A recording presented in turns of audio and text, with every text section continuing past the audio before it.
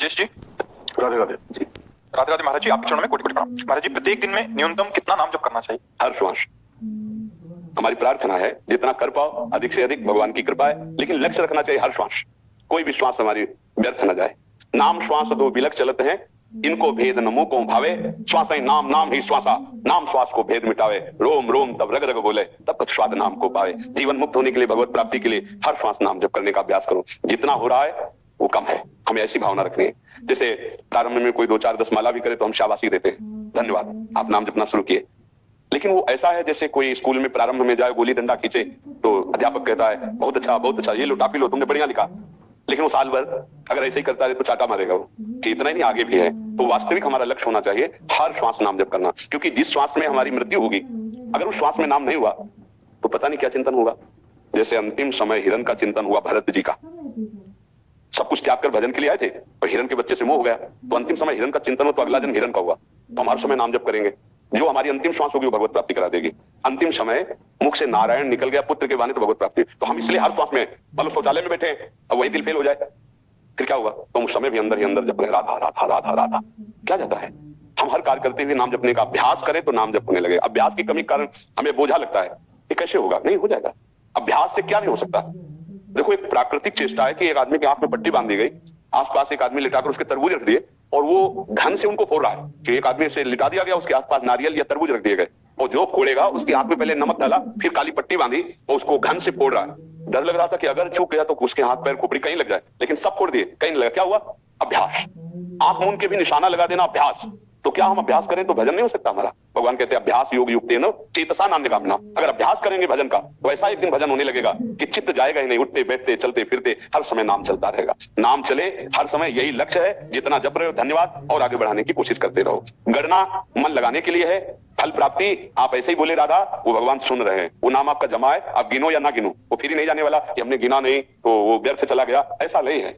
अगर आप ऐसे ही राम राम बोल रहे, कृष्ण बोल रहे, हरि बोल रहे, वो आपका जमा हो रहा है, भागवतिक बैंक में जमा हो रहा है, अविनाशी फल देने वाला नाम है। समझ पा रहे, इसमें कोई संशय आपको? जी। विनायक जी महाराष्ट्र से। राधे राधे महाराज जी, आपके चरणों में कोटि कोटि प्रणाम। महाराज जी, जब कोई ब्रह्म ज्ञानी महात्मा अपना स्थूल शरीर छोड़ता है तो उसका सूक्ष्म शरीर कहा जाता है? जीते जी वो जीवन मुक्त हो जाता है, सूक्ष्म रहता ही नहीं। ब्रह्म ज्ञानी की बात है। स्थूल सूक्ष्म और कारण तीनों शरीरों का राग त्याग करके स्वरूप बोध में स्थित हो गया, वो तो जीते जी जीवन मुक्त है। बस शरीर छूट के जो ये पंचभूत तत्व अपने आप में मिल गए, वो ब्रह्म स्वरूप है, उसको कहीं आना जाना थोड़ी है। वो तो आकाश की तरह व्याप्त है, उसको किसी लोकांतर में जाना आना कुछ नहीं होता। उस परम ज्योतिष स्वरूप आत्म स्वरूप में, वो अपने ही स्वरूप में लीन, उसका कहीं आना जाना नहीं होता। बस धातुएं में मिल गई, वो धातु थोड़ी हो तो परमात्मा ब्रह्म स्वरूप है। जब ब्रह्म का बोध का मतलब अपने स्वरूप का बोध हो जाना, और उसमें 3 शरीरों का त्याग होता है, स्थूल शरीर, सूक्ष्म शरीर, कारण शरीर। जब कोई चिंतन ही न रह जाए, न सत न असत चिंतन, तो जो बचा वो अपना स्वरूप है। चिंतन चित्त के द्वारा होता है। जब चित्त की चिंतन का ही नाश हो जाए, कोई चिंतन नहीं, जो चिंतन रहित है वो ब्रह्म स्वरूप है। क्योंकि चिंतन होता है, हम चिंतन कर रहे हैं, चिंतन एक क्रिया है, और जिसका चिंतन हो रहा है वो, और जो चिंतन कर रहा है, 3 है ना, त्रिपुटी का लय हो गया तो स्वरूप बोध होता है। क्योंकि ब्रह्म ज्ञान शब्द बोला है इसलिए, उसका न कहीं आना होता है, न जाना होता है, न मरना होता है, न जीना होता है। धातुओं से बना हुआ ढांचा धातुओं में मिल गया, प्रकृति की वस्तु प्रकृति में मिल गई, वो परमात्मा स्वरूप व्याप्त तत्व, जैसे सर्वत्र व्याप्त। वो कोई एक सीमा में शरीर में बंधा हुआ व्यक्तित्व तो नहीं रह गया, वो जीवन मुक्त ब्रह्म स्वरूप हो गया। ब्रह्म सर्वम खलमिदम, वो व्याप्त तत्व है, वो अपने स्वरूप में स्थित हो गया, उसका कहीं किसी लोक में आना जाना ऐसा नहीं होता। ब्रह्म ज्ञानी की बात। भक्त की गति दूसरी होती है, समझ पा रहे? जो भक्त है, जैसे हमने भगवान द्वारिकाधीश की आराधना की तो हम द्वारिकापुरी में शरीर छोड़ने के बाद जाएंगे, राम जी की आराधना की तो साकेतपुरी जाएंगे, शिव जी की आराधना की तो कैलाश जाएंगे, वृंदावन बिहारी के तो वृंदावन दिव्य चिदानंद धाम में आएंगे, भोगों की आराधना की तो मृत्यु लोक में फिर भोग भोगेंगे आके। ऐसे कर्म किए जैसे तो नरक जाओ यातना दे भोगो, ऐसे कर्म किए तो स्वर्ग जाओ सुख भोगो। अलग अलग कर्मों का हिसाब है, लेकिन ब्रह्म जो बोध है वो कैवल्य पद है, वो व्याप्त परम तत्व है, उसका कहीं आना जाना नहीं होता। वो जीवन मुक्त, जीवन मुक्त जीते जी, वो केवल चलता खाता पीता दिखाई दे रहा है, वो कुछ करता नहीं है। प्राकृतिक क्रियाएं हो रही लेकिन वो उसका करता नहीं है। जीवन मुक्त महाप्रभु, वो स्थिति जब स्वयं में अनुभव में आती तभी जानी जाती, वाणी के द्वारा अनिर्वचनीय, बस इशारे से है, उसका कहीं आना जाना नहीं होता, वो जीवन मुक्त होता है। समझ पा रहे हो? हाँ, इसको दिमाग में रख लो, साधन करो, आगे समझ में आ जाएगा। हम अपनी तरफ से बच्चा कह रहे चिंतन शून्य होना बहुत कठिन है। आप देखो ना, एक क्षण भी बिना चिंतन के रहते हो क्या? चिंतन होता है।